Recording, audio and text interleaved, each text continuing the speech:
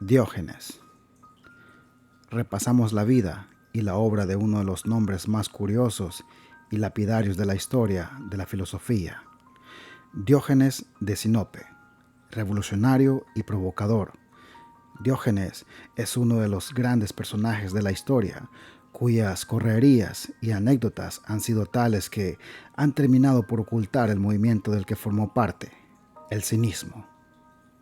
Diógenes nació en Sinope, colonia griega en la actual Turquía, que, dice la leyenda, había sido fundada por Autólico, uno de los argonautas y compañero de Heracles.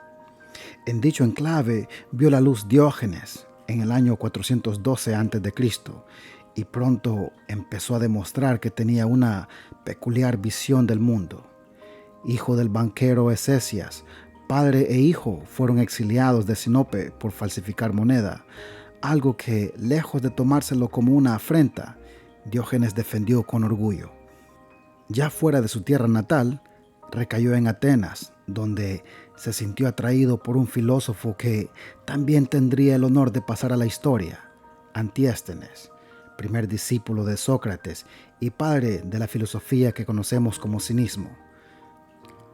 Según las explicaciones que nos facilita el historiador Diógenes Laercio en sus vidas, opiniones y sentencias de los filósofos más ilustres, por la que conocemos la mayoría de las historias de nuestro protagonista, Antiéstenes rechazó al joven una y otra vez, pero ante la insistencia de Diógenes, terminó claudicando y aceptándolo como discípulo.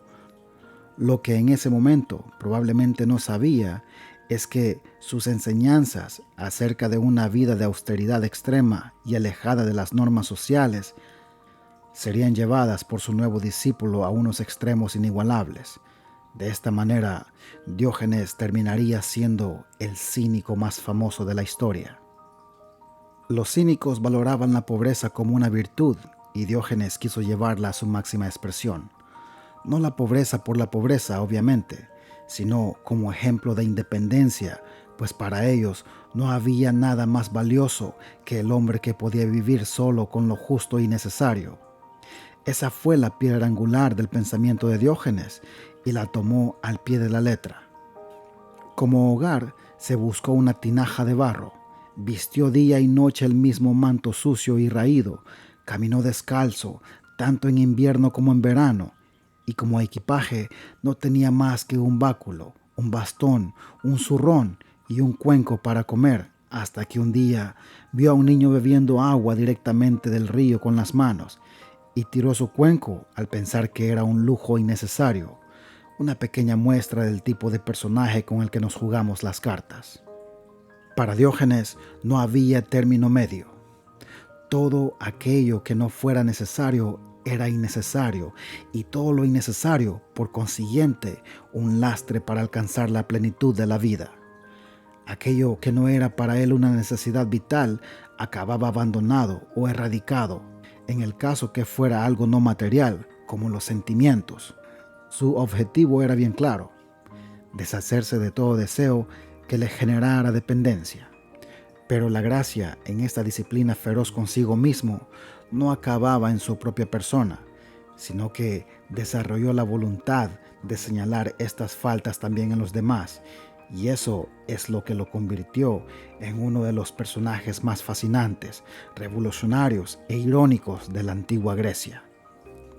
Diógenes veía en el mundo de su época un verdadero problema moral, pues la gente, en lugar de forjarse a sí misma y valorar su opinión propia respecto al bien y el mal, prefería actuar en función de qué era lo que los demás opinaban y cómo esas opiniones de terceros podían afectarles.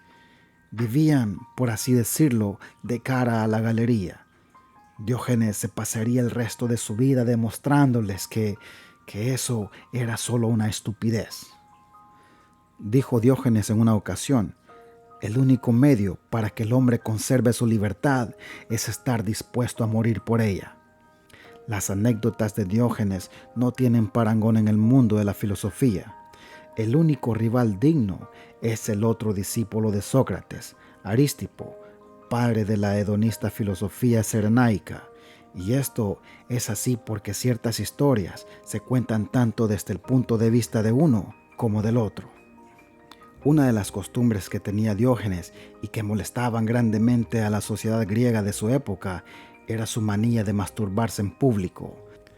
Tal cual, un día mientras lo hacía en medio de la plaza rodeado de gente, unos hombres le recriminaron su actitud, a lo que él le respondió sin reparo: «Ojalá pudiera matar también el hambre frotándome el vientre». Diógenes no veía nada malo en su actitud. Más aún, se enorgullecía de no necesitar a nadie para calmar sus ansias sexuales.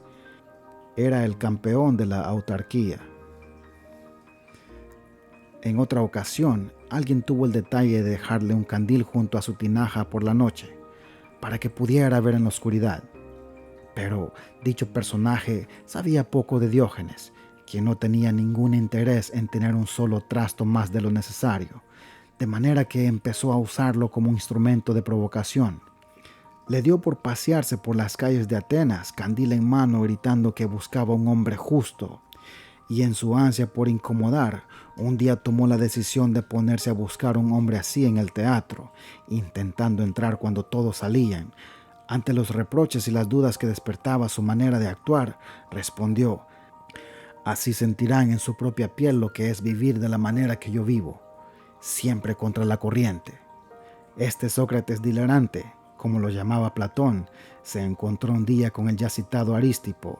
De hecho, esta historia se cuenta también al revés, desde el punto de vista del hedonista, mientras Diógenes comía un plato de gachas.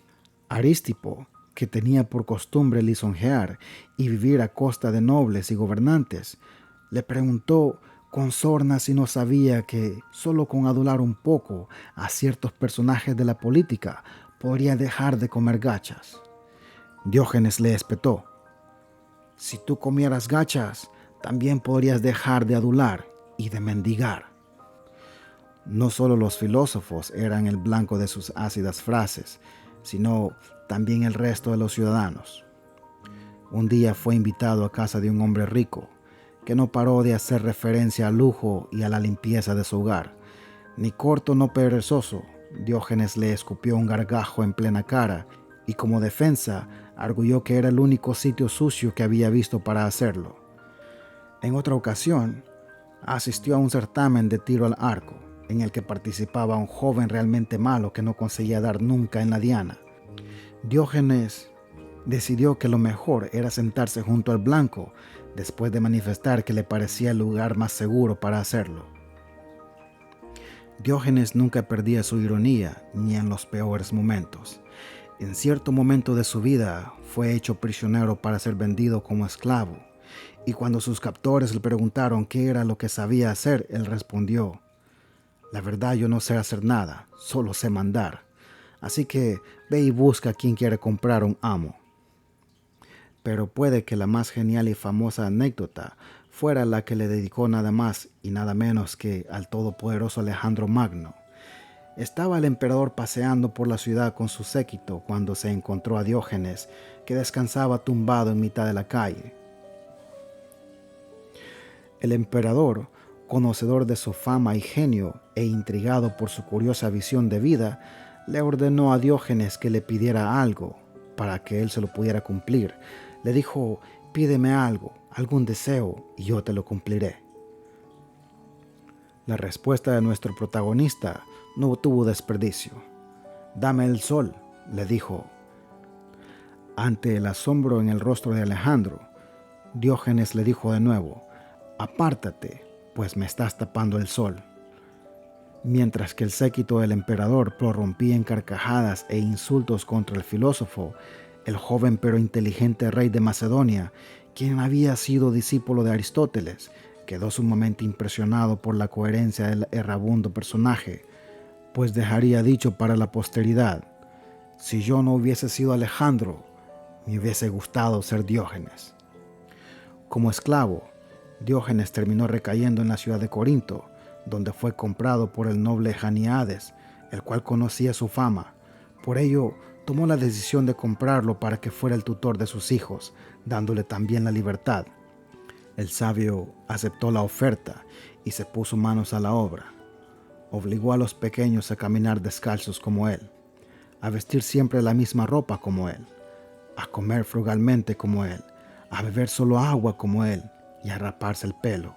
Les enseñó a vivir fundamentalmente como auténticos cínicos, pero no solo vigiló sus hábitos, también instruyó magníficamente sus mentes, haciéndoles aprender de memoria pasajes enteros de los más grandes sabios y poetas de la época, además de enseñarles a montar a caballo y a manejar el arco y las flechas.